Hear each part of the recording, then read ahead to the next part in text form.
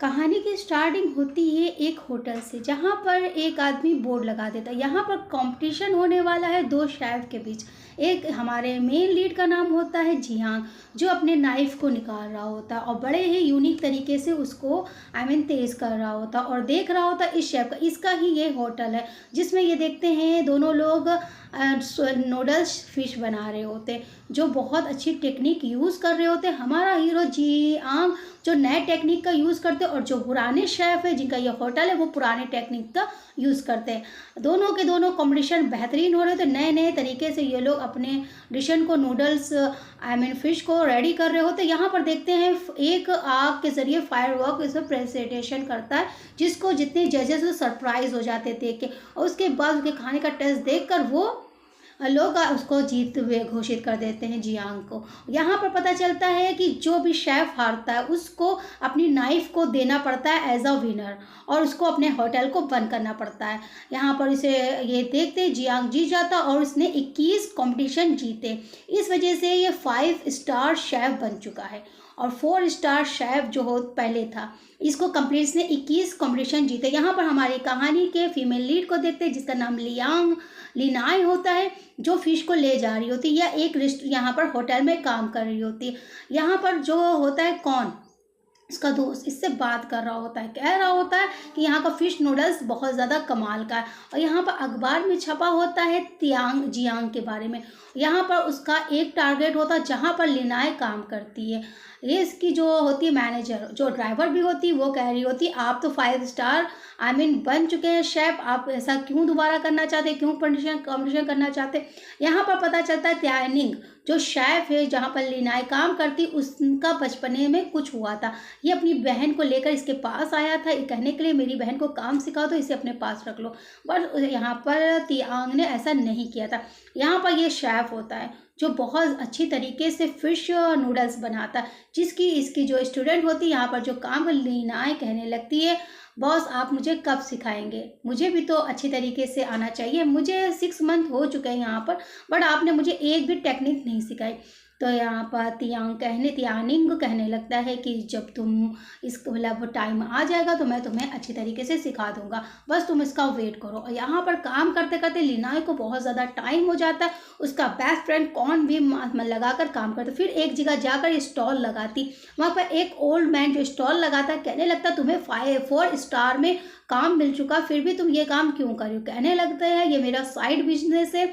और यहाँ पर देखते हैं हमारे हीरो जियांग को, जो आया होता है और लिनाई से कह रहा होता है कि मुझे फिश नूडल्स चाहिए।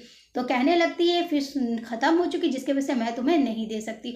बट यहाँ पर वो बहुत ज़्यादा ज़िद कर रहा होता है, तो फिर आखिरकार वो दूसरे से फ़िश लेकर फिश नूडल्स रेडी कर रही होती। उसका तरीका देख रहा होता है गौर से कि किस तरीके से फ़िश नूडल्स ये रेडी करती है। बट यहाँ पर बस घूरे जा लिनाई अनकम्फर्टेबल हो रही थी, कहने लगती है कि तुम ऐसा यहाँ पर क्यों देख रहे हो, क्या इसके अंदर मैं कुछ और मिला दूंगी या मैं गलत तरीके से काट रही हूँ।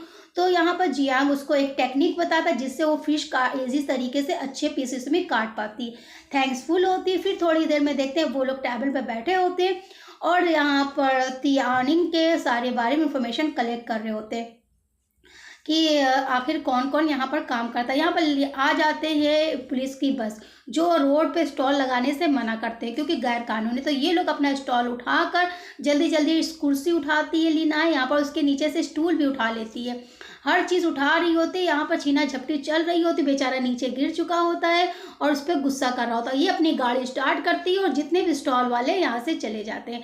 थोड़ी देर में अपने मैनेजर को बात कर रहा होता है, कहने लगता है कि मैंने पता कर लिया है लिनाई का जो इसके यहाँ काम करती। फिर रास्ते में इन लोगों की मुलाकात हो जाती। लिनाई बार बार सॉरी कह रही होती, कहने लगती मुझे माफ़ कर दो, मैंने तुम्हें स्टूल से गिरा दिया था, बट ये मेरी मजबूरी थी, अगर पुलिस आ जाती तो मेरा स्टॉल हमेशा के लिए बंद हो जाता और मैं कभी भी वहाँ पर स्टॉल नहीं लगा पाती। प्लीज़ तुम मुझे कहो, मैं तुम्हें दोबारा बनाकर फिश नूडल्स दे दूँगी। यहाँ पर वो आखिरकार उसके इंसिस्ट करने पे मान जाता है और ये बनाने को रेडी, जैसे उसको बाउल में दे रही होती है तो यहाँ पर जैसे वो हाथ में पकड़ने जा रहा हो तो वैसे ही पुलिस वाले फिर से आ जाते, जिससे उसके हाथ में नूडल लगते लगते वो नीचे को गिर जाता है और यहाँ पर देखते हैं वो फिर से गुस्सा कर रहा होता है। और नेक्स्ट डे देखते हैं बहुत ज़ोरों से बारिश हो रही होती है और वही तियानिंग के यहाँ पर रेस्टोरेंट के बाहर गाड़ी से बैठकर देख रहा होता है और अपने बचपन का दिन याद कर रहा होता है कि तियानिंग ने आखिर मेरी बहन और मेरे साथ क्या किया। उसको ज़रा भर भी तरस नहीं आया था। मैं अब इससे कॉम्बिनेशन करूँगा।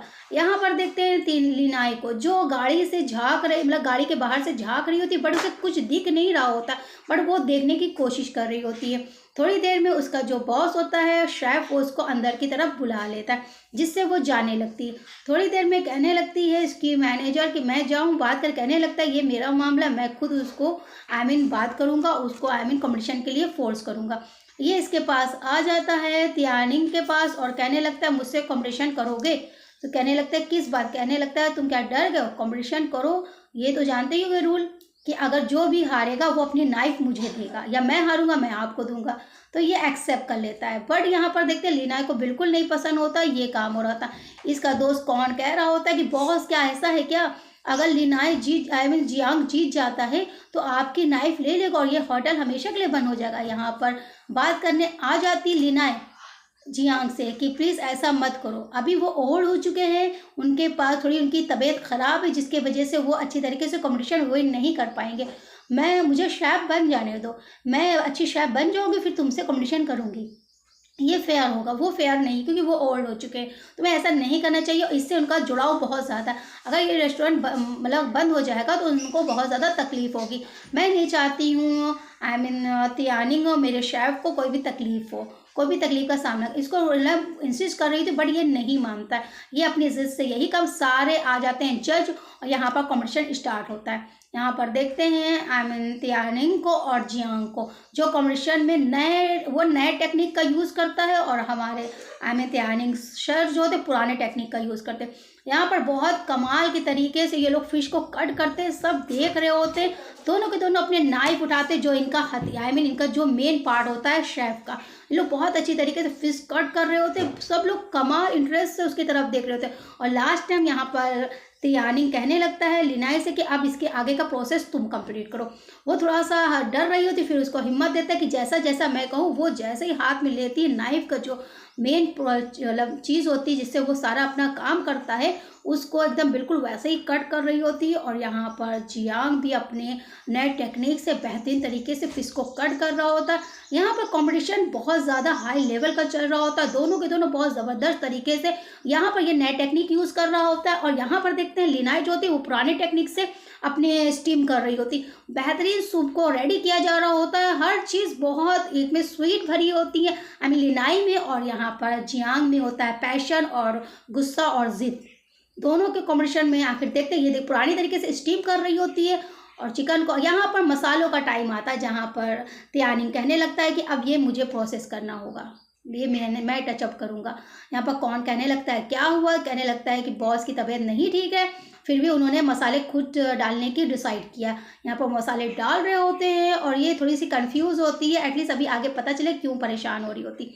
यहाँ पर पुराने तरीके से अपने राइस नूडल्स रेडी करते हैं, और यहाँ पर हमारे जियांग को देखते हैं वो नए तरीके से नूडल्स को रेडी कर रहा होता है।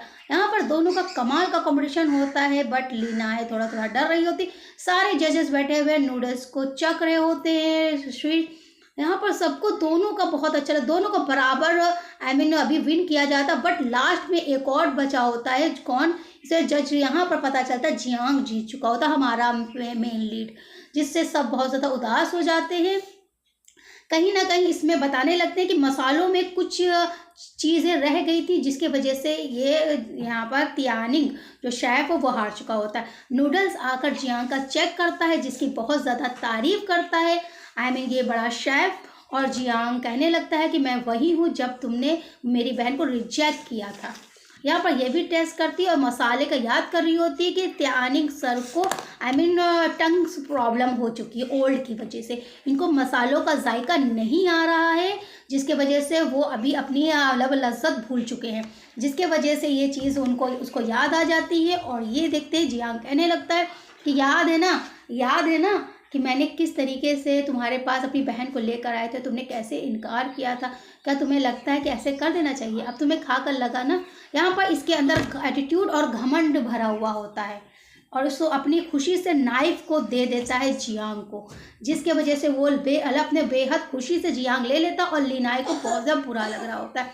यहाँ पर आकर लड़ने लगती है लिनाई, कहने लगती है ये चीट है, तुमने चीटिंग की। जब तुम्हें स्किन की कमज़ोरी पता चल गई थी कि उनको टंग्स प्रॉब्लम है, वो ओल्ड होने की वजह से जायके का मज़ा नहीं समझ पा रहे हैं, तभी तुमने वार किया। ऐसा क्यों किया तुमने? यहाँ पर लिनाई आवाज़ लगाता है उसका दोस्त, जिसके वजह से वो चली जाती है और जियांग कंफ्यूज होता है कि इसका नाम लिनाई है। और जैसे वो फोटो मैसेज चेक करता तो यहाँ पर पता चलता है इसकी चाइल्डहुड फ्रेंड है, जो इन लोग एक अनाथ आश्रम में रहते थे साथ में, और इसकी पक्की दोस्त थी। और यहाँ पर वो आया भी था लिनाई से मिलने के, उसके एड्रेस पूछने के लिए। तो यहाँ पर वो बता देती है ये बड़ी होकर ये कहीं काम करने चली गई, उसके फ़ोटो जैसे ही मुझे मिलती है मैं आपको सेंड कर दूँगी। जैसे इसे फ़ोटो दिखता तो यहाँ पर ये कंफ्यूज हो जाता है कि अब क्या करूँ। यहाँ पर दोनों के दोनों कंफर्ट दे रहे होते हैं, आई मीन त्यानिंग और सर को, बट यहाँ पर देखते हैं कि वो दोनों समझ पा रहे होते हैं कि ये बहुत ज़्यादा मतलब अच्छा दिखने का मतलब बिहेव कर रहे प्रिटेंड, बट ये कहीं ना कहीं अंदर से टूट चुके, क्योंकि शेफ की जो पूरी जर्नी होती है नाइफ पे टिकी होती है। वो अपनी नाइफ से हर काम बेहतर करता है और उसकी ज़िंदगी बहुत बड़ी आई मीन मेमोरीज होती है उस नाइफ के वो लिए। यहाँ पर उस जो किसी मतलब नाइफ किसी शेफ का ले लिया जाए तो समझ लो उसका हाथ उसके हाथ से ले लिया गया, उसकी सारी मेमोरीज, खुशी और परेशानी सब ले लिया, क्योंकि उसकी स्ट्रगल छुपी होती है उस नाइफ में। वो जैसे हाथ लगा रहे होते नाइफ लेने में, कहने लगे ये तो मेरा आई मीन विन करके ले गया जियांग। मगर यहाँ पर लिनाई को साफ साफ समझ में आ रहा होता कितने तकलीफ में है।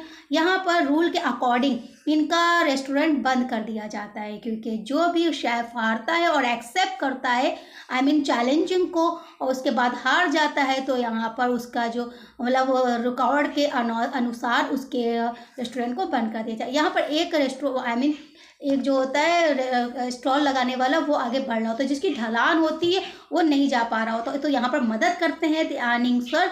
और यहाँ पर अपना याद कर रही थी पास्ट में किस तरह मुलाकात हुई थी त्यानिंग से, उन्होंने ऑफ़र किया था कि तुम मेरे रेस्टोरेंट में काम करो और मैं तुम्हें अच्छी सैलरी दूंगा, बट ये नहीं बिलीव कर रही होती है कि इतने रिच कैसे हो सकते हैं। बट यहाँ पर वो कहने लगते हैं सर आपने ऐसा क्यों किया, आपने क्यों मुझे मसाले नहीं डालने दिए, आखिर ऐसी बात क्या थी। तो वो पूरी बात बताते हैं कि मेरे बचपने का कुछ इससे कुछ इशू है जियांग से, जिसकी वजह से मैं अभी तुम्हें पूरी बात नहीं बता सकता हूँ, तो थोड़ा सा सब्र रखो, जैसा वक्त आएगा मैं तुम्हें बता दूंगी। तो यहाँ पर कहने लगता है मैं तुम्हें अच्छी तरीके से सिखाऊंगा, आई मीन शेफ बनना, हर चीज़ तुम्हें टेक्निक सिखाऊंगा। और यहाँ पर ये बहुत ज़्यादा उदास होती है क्योंकि अपने शेफ बॉस की जो ऐसी हालत को बर्दाश्त नहीं कर पा रही होती है और उसको समझा रहा होता है कि जो होना था सो हो गया, मगर तुम जियांग के लिए बुरा ना मनाओ।